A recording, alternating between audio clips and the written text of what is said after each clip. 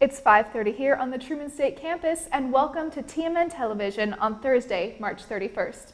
I'm Ingrid Roettgen. And I'm Grace Beukendorf. Tonight we look into new changes coming to multiple buildings around campus. Plus, stay tuned for tips from the Kirksville Police Department about preventing car break-ins. And catch up on Truman sports with Sarah Hicks on the Dog Pound. These stories and more tonight on TMN Television. You don't want to miss this.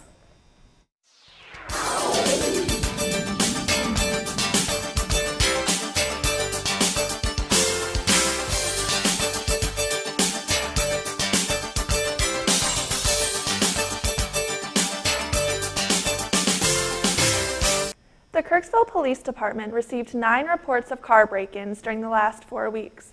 The reports include theft as well as tampering with vehicles. KPD Detective Steve Feeney says some break-ins were reported near campus. Feeney says the best way to prevent a car break-in is always to lock your doors, roll up your windows, and hide or remove any valuable items from your car.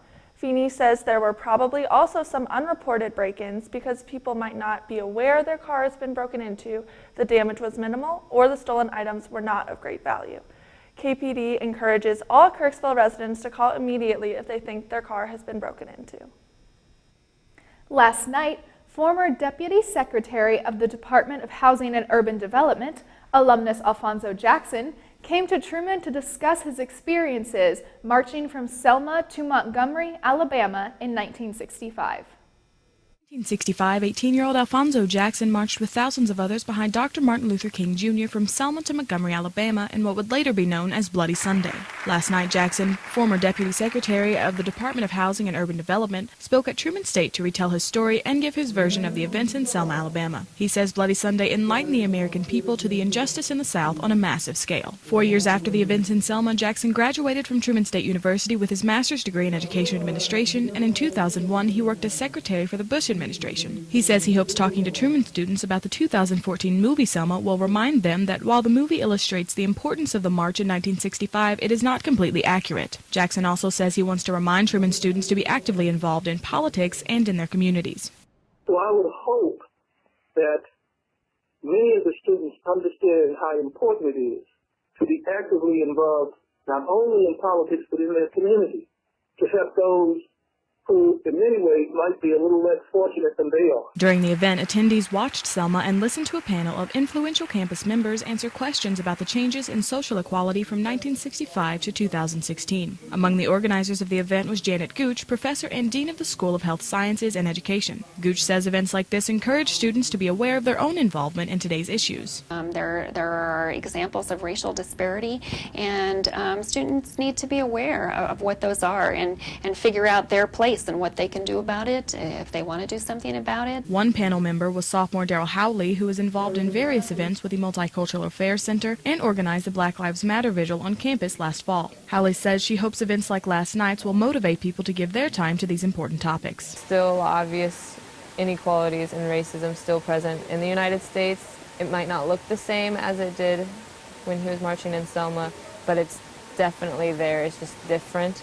And so I'm hoping that that's what people see, and so when they see that, they can be motivated to get involved, go to the events, be more educated on the facts, and I just want people to care.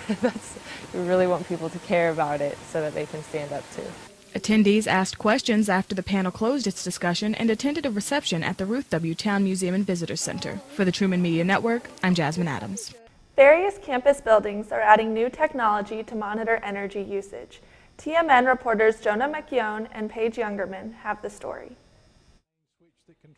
The physical plant will soon oversee the installation of new electrical submeters in several campus buildings as part of the Truman Energy Project.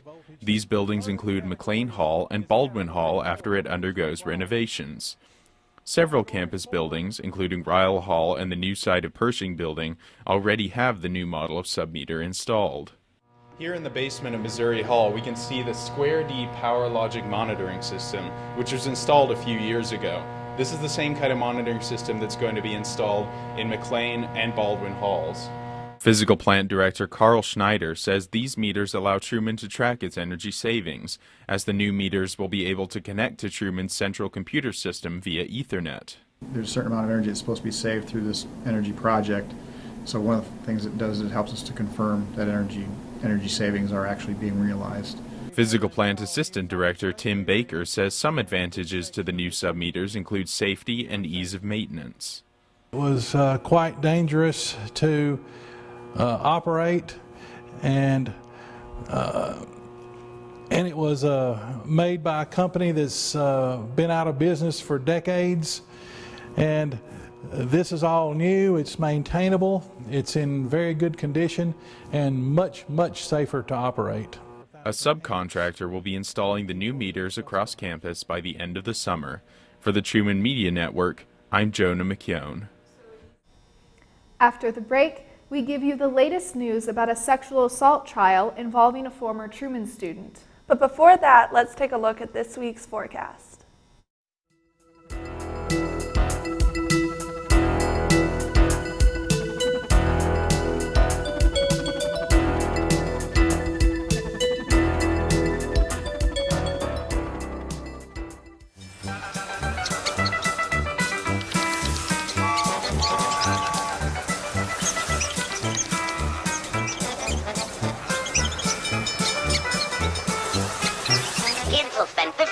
Watching online videos like this one. Brushing for 2 minutes now can save your child from severe tooth pain later. 2 minutes, twice a day. They have the time. Oh, look, a redhead. Staring contest.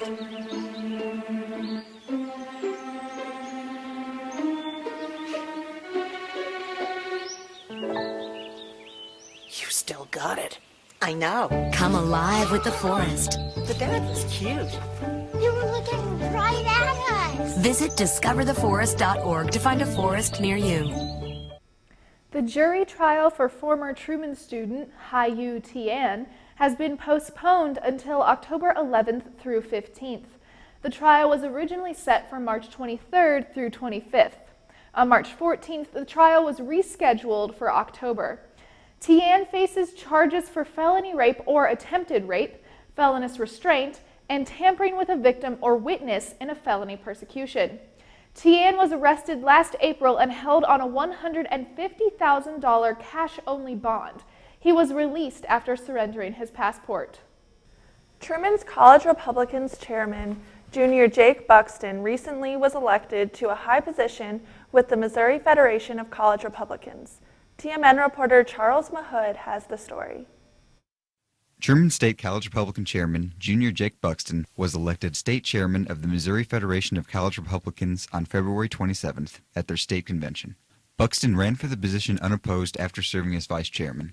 His new responsibilities involve overseeing all of the College Republicans chapters in the state and any events they attend, as well as overseeing the process of planting new chapters. Buxton has been proactive in handling these responsibilities. I think my biggest reason for running is wanting to put in place the plans for field directors and shared responsibility for how chapters react to campaigns coming to their districts. One of Buxton's goals as chair is to improve communication to better unify the chapters of College Republicans in Missouri.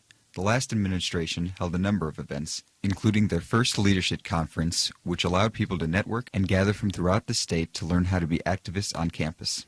Missouri Federation of College Republicans Executive Director Junior Dwayne Price III says that the new administration is taking more steps in unifying the chapters through Jake's new field director plan. Whenever we needed to talk to the chapters, each person on the state board would have 5 or 6 chapters, and they would call themselves and talk to that chair directly and get the information across and have a personal connection with each person on the state board. This year we've changed it slightly. Now each region has their own field director, which in turn reports to a chief field director who sits on the state board. Buxton also plans on improving communication by visiting individual chapters and having conference calls with the chapter chairs once or twice a quarter. College Republican Vice Chairman and Missouri Federation of College Republicans Outreach and Coalitions Director, Junior Addie Schmitz, is confident in Buxton's ability to communicate with a broad range of people. He's very well-spoken and very knowledgeable about tons of different things, and he's super personable. He can talk to anyone and have a great conversation and is able to deal with a bunch of different people, different types of people, and so I think that'll make him a very successful chair. Aside from improving chapter communication, Buxton has also appointed a director of fundraising and recruitment and laid out their new legislative agenda. For Truman Media Network, this is Charles Mahood. Stay tuned for our sports segment, The Dog Pound, hosted by Sarah Hicks. We'll be right back.